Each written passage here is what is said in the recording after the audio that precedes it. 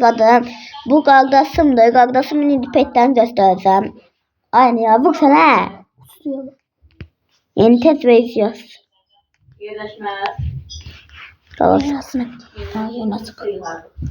Bakın şimdi size göstereceğim. Kardeşimde bir bu var. Yüzümden yayını beğenin kaka. Bu var. Yayın değil, videoda. Bu var. Bu var. Varlı yandık mı varlı. Özel Bu benim için şey sevmem var. değil. Ya bunu Vincent niye kimse vermiyor niyeyse.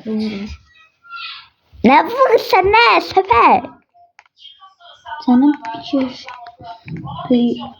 Direkt Burada. eleme kaka vurma. Evet. Bu da.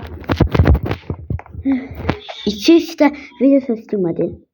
Gaga yani bir de burada Twin adı bir zörsüzse oyta hiçbir şey atmayın. O yüzden ben de andırdı. Yani hiçbir şekilde vermirler. O günleri 99 milyon verirdi. Yani 99 milyon çıkamamaya çalıştı. Aha hayrat. Sabah kıyıgalar. Oy da. Hayrat sen varsan.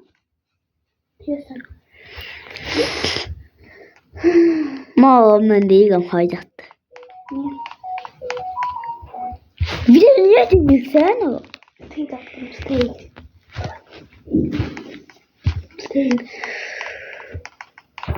Adamın ese vermeyisin.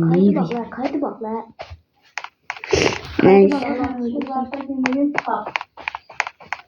Neyse gaga indi. O bir şey demiştim ki buna ne verirsiniz?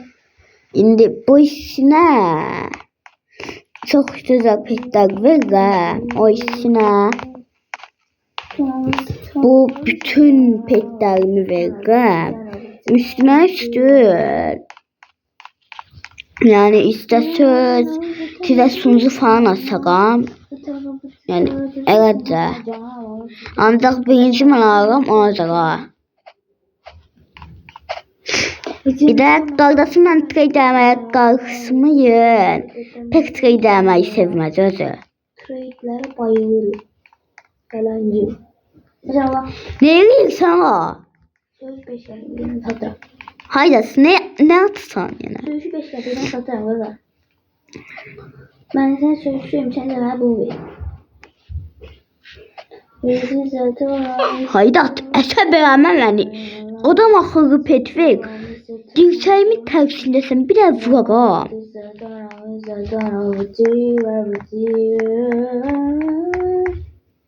O zaman 70 milyon kaldık ama. Mağam ne? Şimdi bu hazıra. Ama sen ne soruşacaktın? Aa kabul et.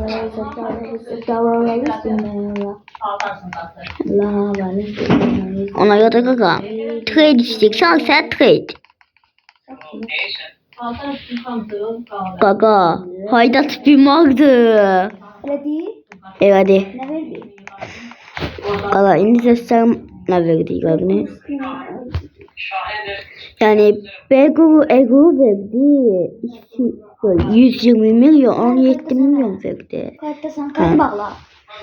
Bir 70 milyon adı var. Yani bu işlere verirsiniz gaga. Kaydı bağla. Kaydı. Neyse yayın burada bitmiş üzere olur.